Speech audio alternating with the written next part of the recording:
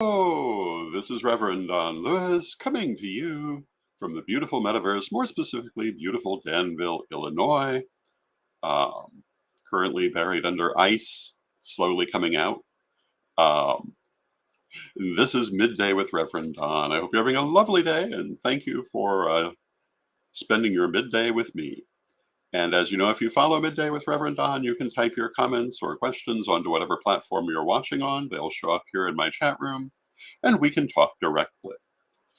Today, my topic is drama, not personal drama, but religious drama. Things like mystery plays. I wanted to talk a little bit about where the dramatic arts have their origin, their long-term connection to religion and spirituality, and their role in this today. I'm not quite sure why I decided to talk about this today, but I thought it would be a good subject. But first, let me take a moment to mention the Witchy Awards, which you can find at modernwitch.com / Witchcraft and Occult Media Awards. And this is the voting place for the Witchy Awards, which acknowledge creators of pagan media. And hello to Janet in the chat room. It's good to see you, Janet. And if you haven't already voted, I hope that you will go and vote and choose your favorite creators and give them recognition for what they do. And of course, I won't deny that I would be happy if we were among your favorite creators. We're up for 2 awards, one for Best Vidcast / Vlog for Magic TV, and one for Best Movie for Journey to the Parliament. And if you like what we do here at Pagan World TV / Magic TV, please consider voting for us. And if you've seen Journey to the Parliament and you enjoyed it, consider voting for that. And if you haven't seen it, take a little time to watch it. And hello to Mary Cavalcante in the chat room. Hello to Melanie in the chat room. Good to see you both. I believe that we're right at the very end of voting for those awards. So if you want to do that, I would do it soon. And I've said before, this is one of the ways you can show the creators whose work you like that their work is relevant and that it is having an effect in the world. Now, going back to drama, I think most people do know that, at least in the Western world, the origins of drama come out of ancient religion. I believe we could say this for the whole world, but it's perhaps a little more documented in sources our audience would have, how it developed out of the Dionysian mysteries of the Greeks, our modern concept of drama. However, we have records of religious-themed drama going back far earlier than that. We have it from Egypt, we have it from Mesopotamia, and that's as early as there are records. But, you know, if we look at things that are still present in animistic or shamanistic societies, we can see that the origins of this go far farther back than that. It has been a natural human thing to create dramatic representations of the things we believe in for a very, very long time. It's been part of who we are. Again, out of the Dionysiac mysteries of the Greeks, the modern dramatic theater evolved. And in some other parts of the world, I'm sure it evolved in slightly different ways, but still out of that original religious context. And that has become something very different from religious theater. But even, well, anywhere in the world, we still see religious mystery plays way down through what we would call the Middle Ages, for example. And in some cases, even in mainstream religions, up to the present day. In modern paganism, religious drama is very important. It's more important in certain branches than others. If you belong to the Fellowship of Isis, for example, I believe the entirety of the liturgy is in the form of mystery plays, in which the theology and mythology is acted out to be seen in a 3-dimensional form. And this is used as a way of, one, recounting the legends for people, and two, making commentary on them, making explanation of them. Um, and it's quite fascinating to watch. When Lady Olivia created the Icean liturgy, she was extremely wide-ranging. And she and her brother Derry were both very wide-ranging scholars on the subject of religion. And hello to Sir Ebony in the chat room. And it's wonderful to see you. And Sir Ebony says, just passing through to say hi and send my love on my way to class. Thank you, Sir Ebony. Really enjoy these midday chats. I'm so glad you do. I'm so glad to have so many people who join us for this. It is very gratifying. But again, in the Fellowship of Isis, these mystery plays are very, very important. They're part of larger rituals with various purposes, but it's one of the main ways of stating the Icean view of spirituality. If you look at many branches of Wicca, you will find a certain amount of mystery plays. One of the most common being on the subject of the Oak and Holly King and the change of the seasons. It's usually not near as elaborate as an Icean mystery play, but you will often see this battle acted out to be seen by people representing those deities. And this is an example of what a mystery play is. You find mystery plays in many different religions around the world, and they always, in the end, are the same thing. They are that enacting of the legend. And part of how we moved from drama as a religious technique to drama being in its own right is that it also frequently dealt with the legends of the cultures. And this in time became a separate creative route. So, for example, if you look at classic Hindu drama, they are basically mystery plays dealing with the interaction of gods and people. Sometimes gods and other gods, commonly gods and people. Very beautiful, often probably the most elaborate of all mystery plays that I know of. If you look at Chinese theater, you will see a lot of the same thing. In the Western world, theatrical competition began as a way of honoring the god Dionysus. And the name tragedy, which referred to serious plays, comes out of the cult of Dionysus is a reference to the idea of the sacred goat, which was one of his theogonies. And I don't think anyone questions that as the origin of contemporary Western drama, but it existed for a long time as a religious expression. And Greek theater, both before and after the change from primarily religious focus, was known for a couple of lead players and then a chorus that stated the main themes being dealt with and reactions to those themes. If you have not seen Greek theater, it's well worth seeing. There are many people who are still performing the ancient plays today, and it's a very ritualized way of doing a dramatic presentation. Commonly involved masks for many of the characters, which you'll find in an awful lot of religious mystery play traditions, that the actors were masked not just to help them create a character separate from themselves, but to help them to drop out of it and be, for want of a better way to put it, inspired by the character they were representing. And in some traditions, it was felt that they would become that character.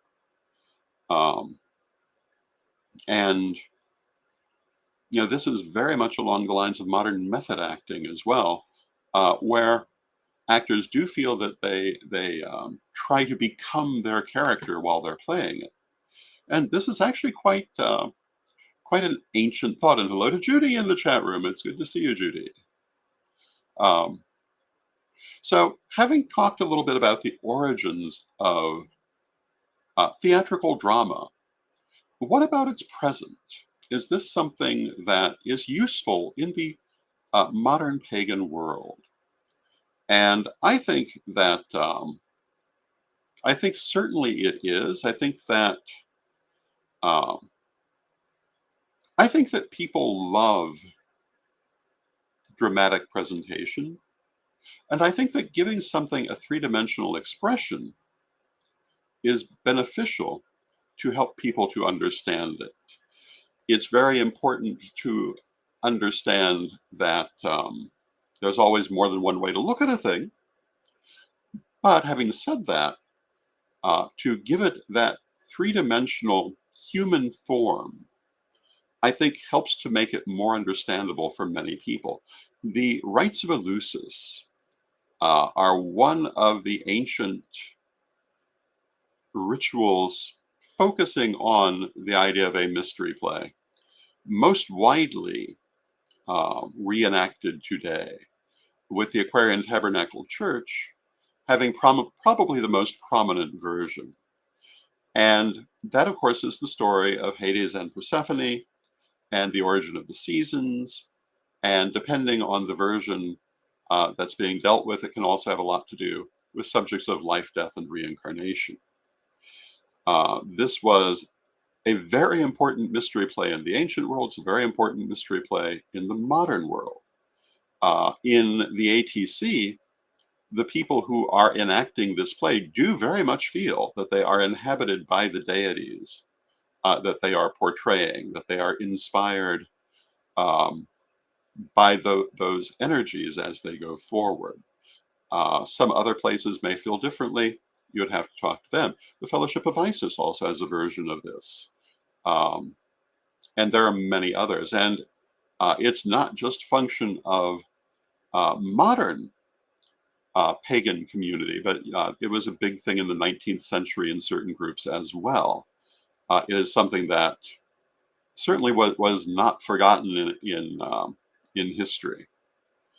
And it's a good example, I think, of looking at how differently the same material can be viewed and why that's important.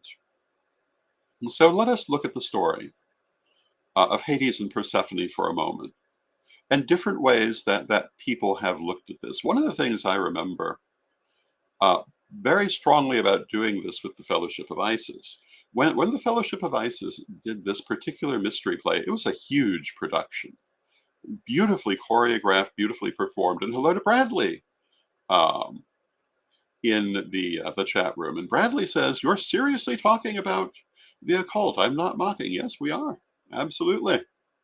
That's exactly what we're about here. The occult and also the modern, I guess we'd say, occult community, magical community, modern pagan community.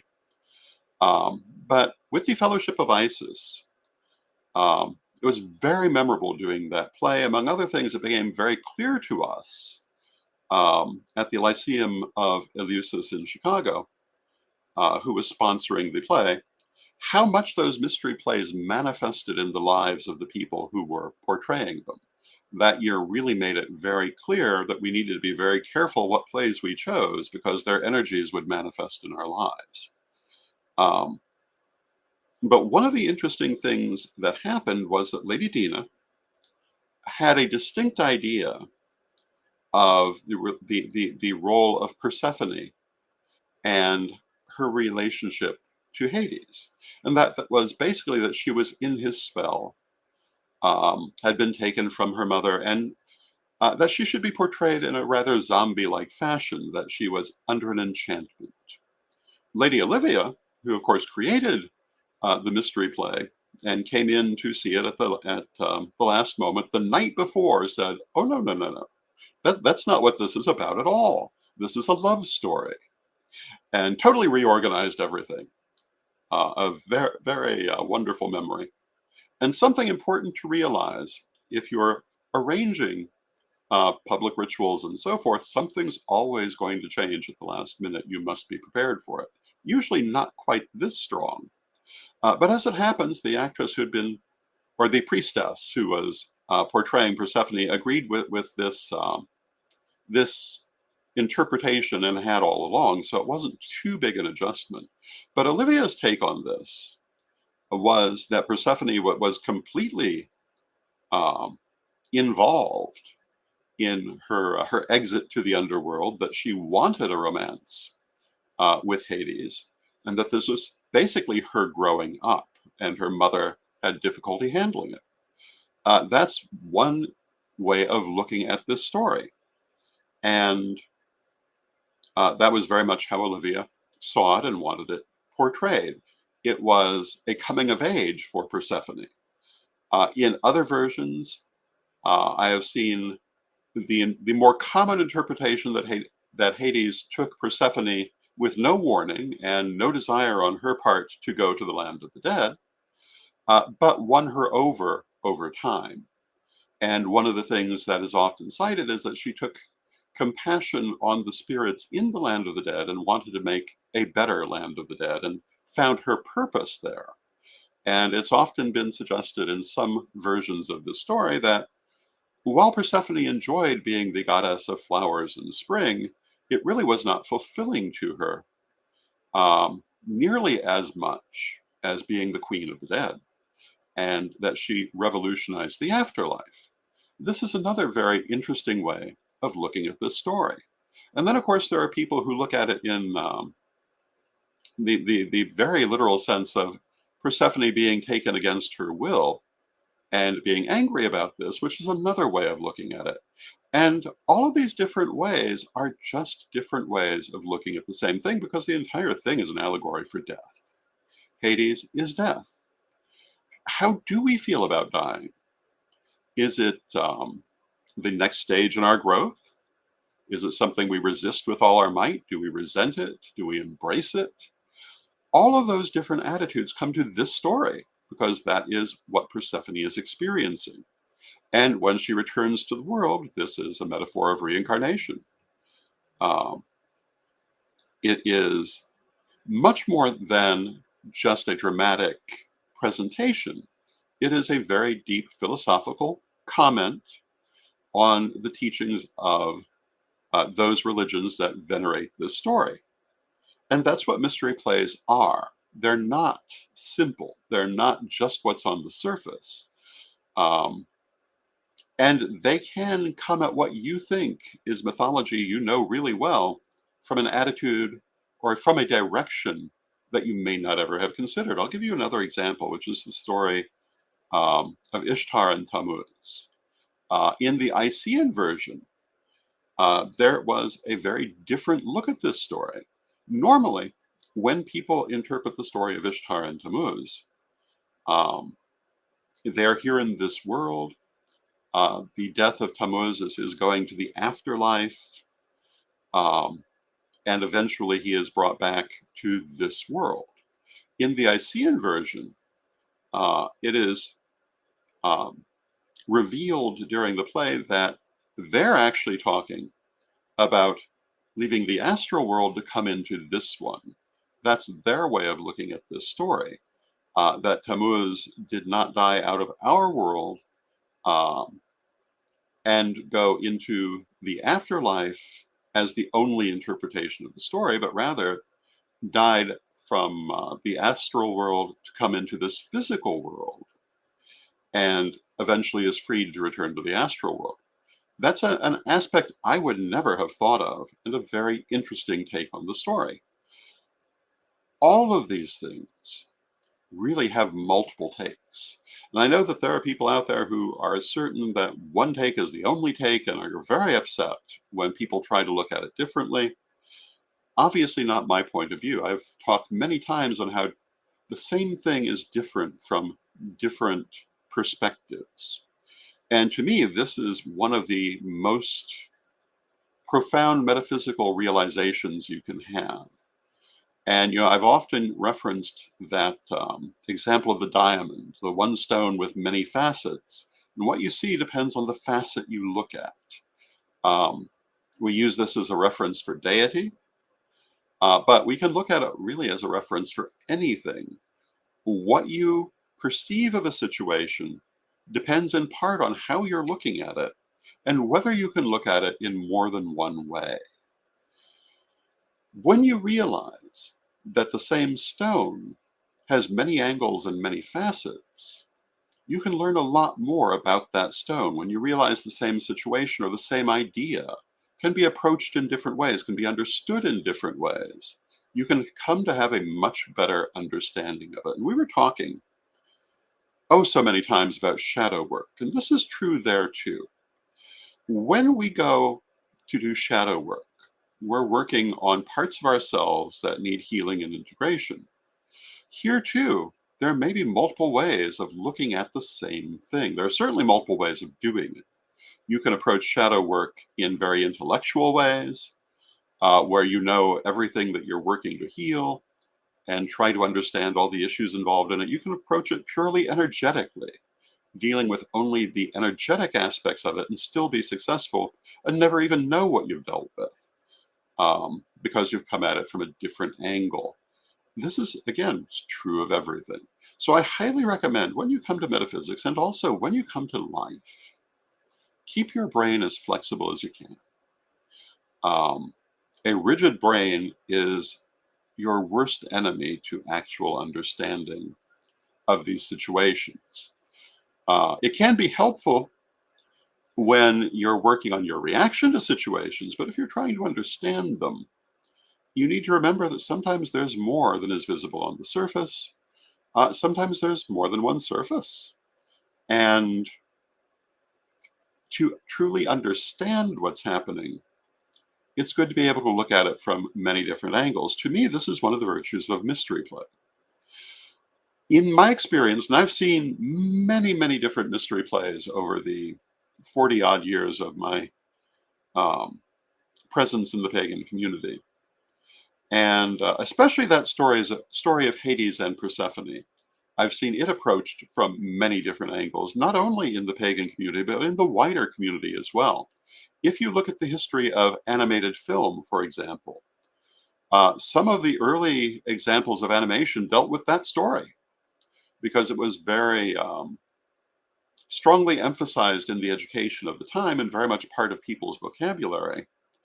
And it's interesting to see how they interpreted it, then put it next to our religious interpretations and the wide range of those interpretations. Um, it's really quite fascinating to look at. Now, when we talk about mystery plays in modern practice, usually when we see them, they're part of a larger ritual. But what is their purpose? And again, part of their purpose is to provide a three-dimensional recitation of a particular piece of mythology or theology. It also is almost always an artwork in its own right. I personally have felt for a long time that our community loves artwork. It loves dramatic presentation. It loves pageantry. I see a lot of people trying very hard to be as simple as possible, and that has its place. But I find that people really love um, when certain things are made a good show of. They love the masks. They love the costumes that you would see in a ritual mystery play, for example. They love seeing um, what may be a very stylized way of representing the story. And I think that although everyone is looking for certain things that may not be the same as others, I find that there are a lot of people who like that kind of dramatic presentation. They like a little bit of pageantry. They like a little beauty, for want of a better way to put it. This is a bigger theme in some traditions than others. Um, and you also have to be very careful when trying to come at things from that angle, that you don't allow the visual element to overwhelm the other elements. I remember A version of this story that I once said, the story of Hades and Persephone, which included puppets that were at least 10 feet tall. The visuals were stunning. The story as presented was not. And it simply did not work. Or at least that was the attitude of many of the people who were there. They felt that it simply did not really reach them. They saw what was intended. They appreciated the artwork, but they didn't feel it quite got to them. So you have to be careful if you're the person arranging that mystery play to keep everything in balance. But this is always true with public ritual and even with private ritual. You have to keep everything in balance. One of the books that I have written, Ritual in Theory and Practice, talks about this at some length. You can find it at CorellianPublishing.com. And it talks about how important it is to make sure you're reaching the people who are there, to make sure you keep that energy high and that you keep their attention. And, when you're doing a public ritual, the worst thing you can do is drag something out to where you lose the attention of the people who need to be involved and building their energy and building the group's energy. That is the most important thing. Everything else is to help with that. This is true in many ways in mystery plays as well. You must keep the attention. And this is another thing to consider when you're approaching this kind of presentation.